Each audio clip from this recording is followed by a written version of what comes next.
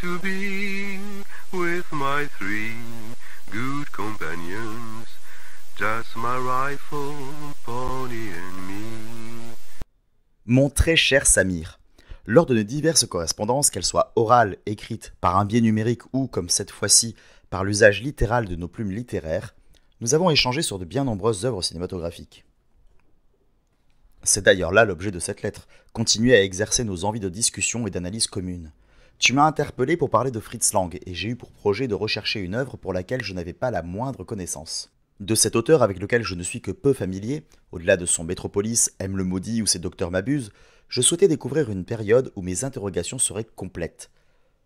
Ne connaissant rien de ses réalisations durant son exil américain, je m'y suis naturellement dirigé, bien curieux face à ce que j'allais y découvrir. Loin d'être l'un des plus connus, c'est le synopsis de La femme aux gardénias, qu'il réalise en 1953, qui m'attire. Un choix finalement décevant, car j'y ai vu une œuvre bien monocorde et manquant clairement de mordant. Sur le papier, tous les éléments sont réunis pour me charmer. Toi qui me connais bien, tu comprendras ce qui a pu me donner envie de regarder cette femme aux gardénias. Déjà, une héroïne féminine, avec jamais le masculin qui ne prend le pas sur le récit.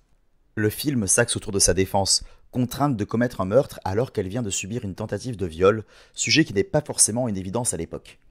Le tout dans un polar noir comprenant tout un jeu psychologique autour de sa culpabilité. L'envie d'aller se dénoncer, de céder à la justice sachant qu'on ne lui reconnaîtra jamais sa nécessité défensive lors du geste fatidique, et ce besoin qui grandit à mesure que l'affaire s'empare de la presse, brûle toutes les lèvres, la renvoyant constamment à son acte.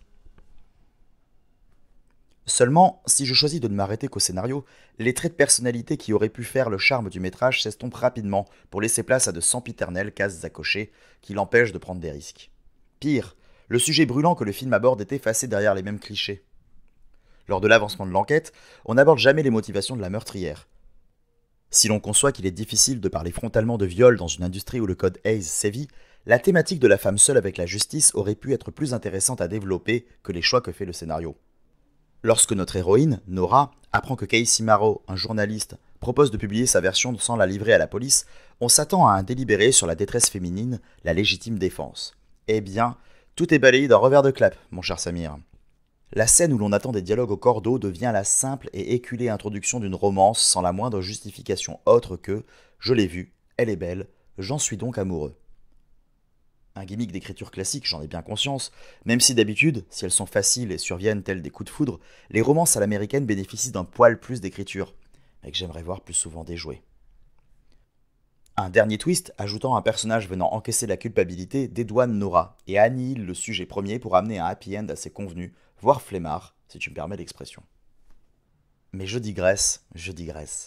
Parler de ce scénario de Charles Hoffman ne nous ramène pas au sujet de cette correspondance, même si tu vas vite comprendre pourquoi je m'appuie particulièrement sur le script et ne peux donner que peu de crédit à ce cher Fritz Lang.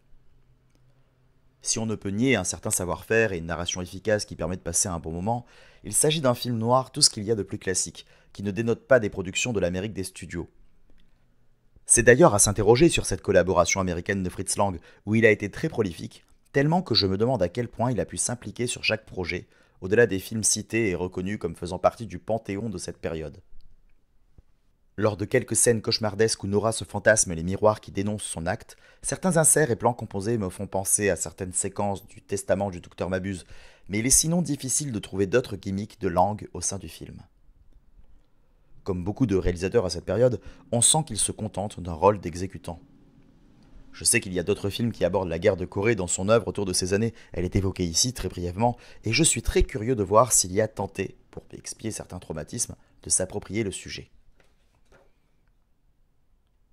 Mauvaise pioche pour ma part. Je reste persuadé, et tu me le confirmeras sûrement, qu'il y a des films bien plus passionnants réalisés par Fritz Lang à cette période, y compris parmi la masse de films noirs qu'il a proposés durant ce laps de temps bien restreint. J'ai cru comprendre que je n'étais pas seul à t'écrire à son sujet, peut-être aurais-je des réponses via tes autres interlocuteurs.